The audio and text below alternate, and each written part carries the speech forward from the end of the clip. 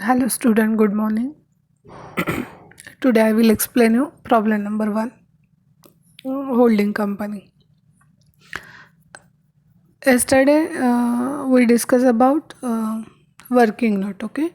But today मैं फिर से वही एक्सप्लेन करने वाली हूँ, ठीक है? A Limited acquired 16,000 equity shares of B Limited, okay?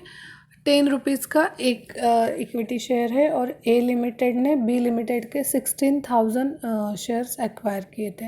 Actual में अगर हमने देखा मतलब शेयर कैपिटल अगर आपने देखा है तो बी लिमिटेड ने कितने शेयर्स इशू किए हैं 20,000। कैसे निकाले वो हमने आप स्क्रीन पे देख सकते हो। बी लिमिटेड का जो है issued and subscribed and paid up equity share of ₹10 each, 2 lakh उनका शेयर का अमाउंट है और 10 रुपये का एक शेयर है, मतलब 2 लाख डिवाइडेड बाय 10 अगर हमने किया तो हमें शेयर्स के नंबर ऑफ शेयर्स मिल सकते हैं। अमाउंट हमारे पास है और पर शेयर की प्राइस हमारे पास है, तो हम इक्विटी शेयर के नंबर निकाल सकते हैं। तो टोटल 20,000 इक्विटी शेयर्स क्या किए थे, इशू किए थे, ओके? तो जब इशू किए हुए शेयर और एक्वायर किए हुए शेयर इनमें जो डिफरेंस आता है उसे हम माइनॉरिटी शेयर्स बोलते हैं। फिर से एक्सप्लेन करती हूँ। जो शेयर इशू किए हैं, मतलब जितने शेयर्स इशू किए हैं वो, एंड जितने हमने एक्वायर किए, मतलब जो कंपनी उसने जितने एक्वायर किए हैं उन दोनों में जो डिफरेंस आता है उससे हम माइनॉरिटी शेयर्स बोलते हैं। यहाँ पे हमारे पास 4,000 माइनॉरिटी शेयर्स है, ओके? तो ये हो गया शेयर्स रिलेटेड मतलब इंफॉर्मेशन, ठीक है?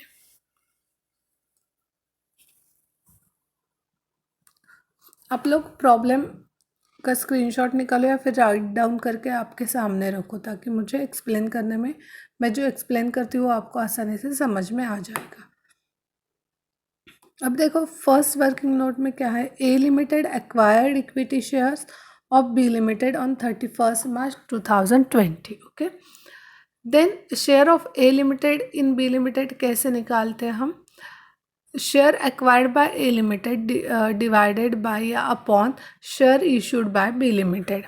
जितने एक्वायर के उससे हम मतलब अपॉन जितने इशू किए वो करते हैं। तो 16,000 डिवाइडेड बाय या 16,000 अपॉन 20,000 मतलब 4/5 आ गया, ठीक है? अब उसके बाद हम क्या करेंगे, कैपिटल प्रॉफिट कैलकुलेट करेंगे। जब हम कैपिटल प्रॉफिट कैलकुलेट करते हैं दैट टाइम फर्स्ट हम जनरल रिजर्व लेते हैं, उसमें अगर प्रॉफिट एंड लॉस, प्रॉफिट है तो ऐड करते हैं, लॉस है तो लेस करते हैं। Then under value of land and building जो है वो ऐड करते हैं और ओवर वैल्यू जो है मतलब डेप्रिसिएशन जैसे वो लेस करते हैं, ठीक है? उसके बाद जो कैपिटल प्रॉफिट होता है हम वो डिवाइड करते हैं ए लिमिटेड एंड माइनॉरिटी। अब ए लिमिटेड का शेयर्स तो हमने देखा है 4/5। अब माइनॉरिटी का इंटरेस्ट जब हम निकालते हैं तो शेयर्स निकालते हैं दैट टाइम हमें क्या करना है, जितनी अमाउंट नीचे है मतलब 4/5 है, ठीक है? तो सेम होना चाहिए ना शेयर, इसलिए हम 5 में कितने ऐड करेंगे, मतलब 4 में अगर हमने 1 ऐड किया तो क्या होगा, दोनों का बेस सेम हो जाएगा, मतलब 4/5 एंड 1/5। तो माइनॉरिटी का इंटरेस्ट वैसे निकालते हैं, ठीक है? उसके बाद हमने क्या किया, 1,66,000 कैपिटल था वो हमने डिस्ट्रीब्यूट कर दिया, ओके? देन हम माइनॉरिटी इंटरेस्ट का स्टेटमेंट बनाएंगे, ओके? अब माइनॉरिटी इंटरेस्ट में कैसे होगा, face value of shares held by minority. 4,000 share से जैसे मैंने बताया था 20,000 माइनस 16,000, तो 4,000 इंटू 10 मतलब 40,000 क्या हुआ, face value share held by minority हो गए। उसमें ऐड उसका जो कैपिटल प्रॉफिट का पार्ट था वो हम ऐड कर देंगे, तो टोटल माइनॉरिटी इंटरेस्ट हो गया 73,200, ओके? देन गुडविल का कैसे होगा, a cost of a share acquired by A limited कितनी थी, 1,60,000। उसमें एक्सेस अमाउंट पर 1,80,000 कर दी हमने, तो टोटल हमारे पास गुडविल हो गया 47,200। ठीक है, अब हम क्या करेंगे,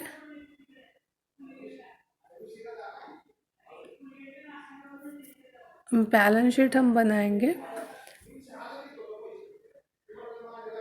Consolidated balance sheet of A Limited and its subsidiary B Limited as on 31st March 2020। अब यहाँ पे हम क्या करेंगे, liability side and asset side. Okay, share capital, उसके बाद minority interest, then bills payable, ये सब आइटम कवर करेंगे। ओके, देन जो एसेट साइड है वहाँ पे हम सब एसेट्स लेंगे, डेटर्स हो गए, कैश हो गए। ओके, तो first share capital issued, subscribe and paid up.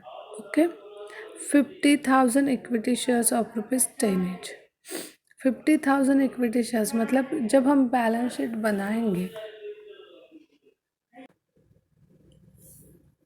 यहाँ पे हम शेयर कैपिटल में लेंगे जो भी issued and subscribe and paid up capital है, उसमें 50,000 मतलब जो ए लिमिटेड था उसका 5 लाख कैपिटल मतलब शेयर की अमाउंट थी, तो 5 लाख डिवाइडेड बाय 10 किया तो हमें नंबर ऑफ शेयर्स मिले 50,000। Okay, then general reserve 2,40,000, profit and loss 57,200, minority interest 73,200, bank overdraft A limited का 80,000 है, बी का कुछ नहीं था। ओके, देन बिल्स पेबल में भी A limited nil and B limited का 8,400 था। ओके, इंटर कंपनी ओविंग मतलब क्या होता है, जो बैलेंस शीट देखो, अब हमारी जो एग्जाम्पल की बैलेंस शीट है उसमें देखो बिल्स पेबल के यहाँ पे ब्रैकेट में लिखा है including 3,000 payable to A limited, and bills receivable में भी लिखा है इंक्लूडिंग 3,000 फ्रॉम बी लिमिटेड। मतलब 3,000 क्या करने हैं हमें, बिल्स पेबल में से लेस करने हैं, और जब हम बिल्स रिसीवेबल दिखाएंगे वहाँ से भी हम क्या करेंगे, लेस कर देंगे 3,000। ओके, तो यहाँ पे 8,400 में से हमने 3,000 लेस किया, और वहाँ पे हम बोलेंगे लेस इंटर ओविंग एडजस्टमेंट या इंटर कंपनी ओविंग, वो एडजस्टमेंट होती है। ठीक है, उसके बाद क्रेडिटर ए एंड बी की टोटल 56,100 है, लेकिन फिर यहाँ पे भी इंटर ओविंग ट्रांजेक्शन है, 12,000 हम लेस कर देंगे क्रेडिटर्स से, और जब हम डेटर्स दिखाएंगे वहाँ से भी हम क्या करेंगे, 12,000 लेस कर देंगे। ठीक है, ये बेसिक आप ट्रिक्स याद रखो तो आपको एग्ज़ाम में प्रॉब्लम सॉल्व करते समय बहुत यूज़फुल होगा। देन अब हम एसेट साइड को आते हैं। एसेट साइड के यहाँ हम क्या करेंगे, गुडविल हमने जो निकाला है वो लिखेंगे 47,200। Okay, then land and building A and B limited के पहले हम क्या करेंगे, ये लिमिटेड 1,50,000 लिखेंगे, और जो बी लिमिटेड है उसमें 20,000 इंक्रीज़ है, मतलब जो एडजस्टमेंट थी उसके हिसाब से, तो टोटल हमारी लैंड एंड बिल्डिंग हो गई 3,50,000। देन प्लांट एंड मशीनरी है 2,40,000 ए लिमिटेड की, और बी लिमिटेड की है 1,09,400, उसमें से 10,000 हम लेस कर देंगे, तो टोटल प्लांट एंड मशीनरी हो गई 3,39,400। ओके, इसके बाद बिल्स रिसीवेबल ए लिमिटेड के 15,800, और उसमें से लेस इंटर कंपनी ओविंग या इंटर ओविंग कंपनी हम बोल सकते हैं, वो 3,000 माइनस किए तो टोटल हो गई 12,800 हमारे बिल्स रिसीवेबल हो गए। Okay, then debtors A and B limited की टोटल हो गई 84,000। फिर से यहाँ पे भी इंटर कंपनी ओविंग है, 84,000 माइनस 12,000, तो टोटल हो गई 72,000। Okay, then stock A and B limited का मिला के है 1,56,000 एंड कैश एट बैंक है, दोनों मिला के 22,500। तो टोटल बैलेंस शीट की हो गई 9,99,900। ओके, तो ये इतना ही ये प्रॉब्लम होता है, पहले वर्किंग नोट करनी है, बाद में बैलेंस शीट प्रिपेयर करनी है। ओके, तो जब हम बैलेंस शीट प्रिपेयर करते हैं तो यहाँ पे हम क्या करेंगे, जो शेयर कैपिटल दिखाएंगे बैलेंस शीट में वो जिस कंपनी ने शेयर एक्वायर किया उसका मतलब उसकी अमाउंट होगी वो, ठीक है। Then bills receivable bills payable दोनों का होगा, एसेट दोनों की हम मिला के दिखाएंगे। उसके बाद जो हमने गुडविल काउंट किया था वो दिखाएंगे, माइनॉरिटी इंटरेस्ट की जो टोटल आती है वर्क आफ्टर वर्किंग नोट वो दिखाएंगे। तो इतना सिंपल ये ट्रिक है। ओके, और जब हम स्क्रीन पे देखो वर्किंग नोट करते हैं तब हम क्या करेंगे, पहले शेयर्स का हिस्सा निकालें, मतलब शेयर कितना है, मतलब 4/5, 1/5, 3/5, 1/3, 1/4, ऐसे जो है वो कैसे निकालते हैं हम, जिस कंपनी ने शेयर एक्वायर किए हैं डिवाइडेड बाय जिस कंपनी के शेयर इशू हो गए हैं। ओके, और माइनॉरिटी का भी शेयर हम कैसे निकालते हैं, जितने शेयर इशू किए हैं वो और जितने एक्वायर किए उसमें जो डिफरेंस है वो माइनॉरिटी शेयर्स होता है, ठीक है। उसके बाद अब हम क्या करेंगे, सेकेंड प्रॉब्लम देखते हैं।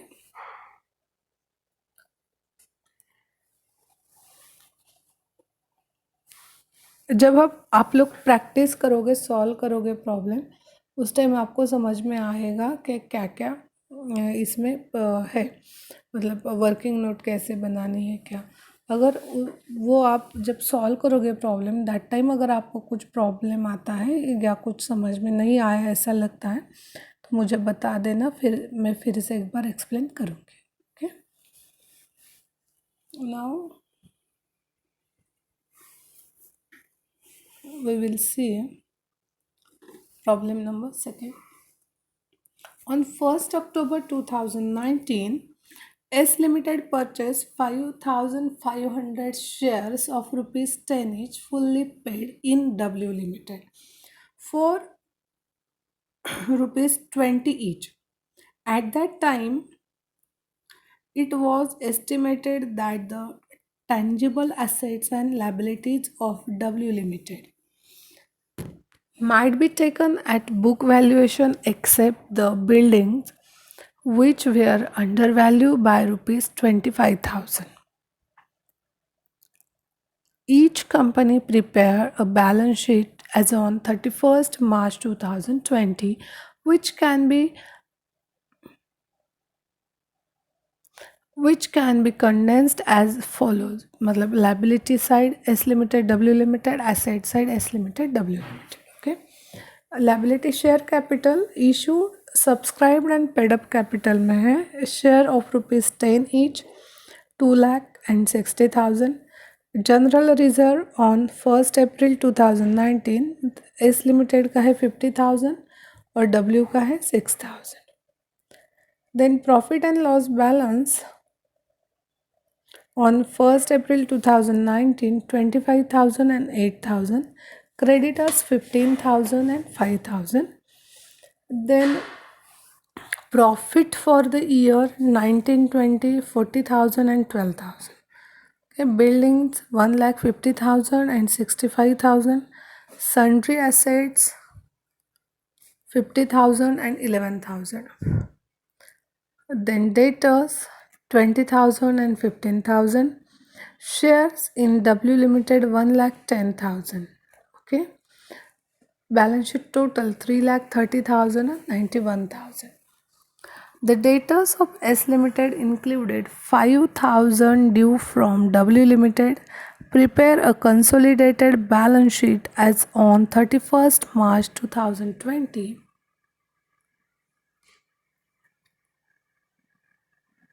Showing your consolidation working clearly, मतलब वर्किंग नोट भी बनाना है और balance sheet. Working note compulsory है क्योंकि वर्किंग नोट के लिए हमें मार्क्स रहते हैं, ठीक है। नाउ पहले हम क्या करेंगे, शेयर परचेस कितने हैं उसका वो काउंट करेंगे कितने शेयर परचेस किए। ओके, तो यहाँ पे देखो आप देख सकते हैं कि एस लिमिटेड ने परचेस किया था 5500 shares of W limited. Okay, कब किया था? 1 अक्टूबर 2019 को। अब यहाँ पे share of S limited in W limited कैसे दिखेंगे? शेयर परचेस्ड और शेयर एक्वायर्ड।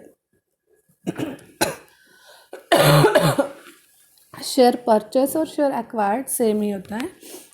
तो यहाँ पे share purchase by S limited है 5500 एंड इशूड किए थे हमने 6000। तो 11/12 शेयर का रेशो बोल सकते हैं हम, वो आ गया। ठीक है, अब इसके बाद माइनॉरिटी हम कैसे निकालेंगे? 11 में कितने मिलाने होंगे 12 होने के लिए? तो 1, तो इसलिए 1/12 माइनॉरिटी का पार्ट हो गया। ओके, देन कैपिटल प्रॉफिट में हम क्या करेंगे? जनरल रिजर्व लेंगे, देन प्रॉफिट ऐड करेंगे उसमें, and profit earn from 1 April to 1 October जो है, मतलब 6 महीने हो गए वहाँ पे। बताती हूँ कैसे वो। ठीक है, अब देखो आप लोग बैलेंस शीट देखो, मैं भी दिखाती हूँ। और यहाँ पे देखो profit and loss balance on 1 अप्रैल 2019, और तो उसके नीचे दिया है प्रॉफिट्स फॉर द ईयर 1920 12,000। क्या दिया है? Profit for the year 1920 12,000। हमारी बैलेंस शीट जो है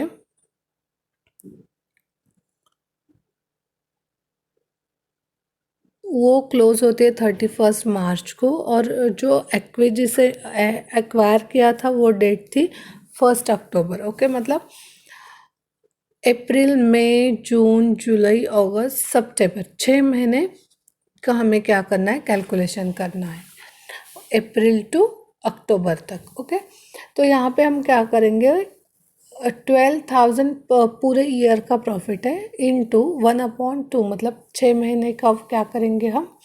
निकालेंगे, तो कितना आ गया? 60,000। Okay, then appreciation in the value of buildings of W Limited being under valuation on 1 October 2019, उसका क्या हुआ? जो हमने अंडर वैल्यूएशन का 25,000 वो भी ऐड किया, इसलिए कैपिटल टोटल हो गया हमारा 45,000। ओके, अब ये कैपिटल हम डिस्ट्रीब्यूट करेंगे 11/12 और 1/12 रेशियो से, मतलब 11:1 रेशियो में हम क्या करेंगे? डिस्ट्रीब्यूट कर देंगे। ओके, तो समझ में आ गया यह प्रॉफिट कैसे लिया हमने? स्क्रीन पे दिखाती हूँ मैं। देखो देखो, ये जो 12,000 प्रॉफिट है हमारा, ये ईयरली प्रॉफिट है। ओके, और यहाँ पे प्रॉफिट अर्न फ्रॉम कब से है? 1 अप्रैल टू 1 अक्टूबर, मतलब अप्रैल मई जून जुलाई अगस्त सितंबर। 1 अक्टूबर है मतलब सितंबर तक ही काउंट करना, मतलब 6 महीने हो गए, 6 महीने हो गए। इसलिए हम क्या करेंगे? 12,000 इंटू 1/2, मतलब 6 महीने का निकलेगा 6,000 हमारा क्या हुआ? प्रॉफिट हो गया। ठीक है, मतलब ये कैसे आया? समझ में आ गया आप लोगों के? ओके, इसके बाद हम क्या करेंगे? जो कैपिटल प्रॉफिट हमारा आ गया 45,000, वो हम क्या करेंगे? डिस्ट्रीब्यूट करेंगे 11/12 और 1/12 में, मतलब 11:1 में हम क्या करेंगे? 45,000 डिस्ट्रीब्यूट कर देंगे। ओके, इसके बाद रेवेन्यू प्रॉफिट, लास्ट प्रॉब्लम में हमने रेवेन्यू नहीं निकाला था क्योंकि ज़रूरत नहीं थी, लेकिन अब भी हम निकालेंगे क्योंकि 6 महीने का ही कैपिटल प्रॉफिट था और 6 महीने का क्या है? रेवेन्यू प्रॉफिट है। ओके, तो यहाँ पे हम क्या करेंगे? Profits earn from October to 31 March, October तक कैपिटल में था और उसके बाद वो रेवेन्यू में आ गया, इसलिए अक्टूबर टू मार्च तक फिर से 6 महीने, मतलब 6,000 रेवेन्यू प्रॉफिट आ गया। ओके, ये रेवेन्यू प्रॉफिट भी हम होल्डिंग कंपनी एंड माइनॉरिटी में डिस्ट्रीब्यूट कर दें। ओके, मैं ये निकालती हूँ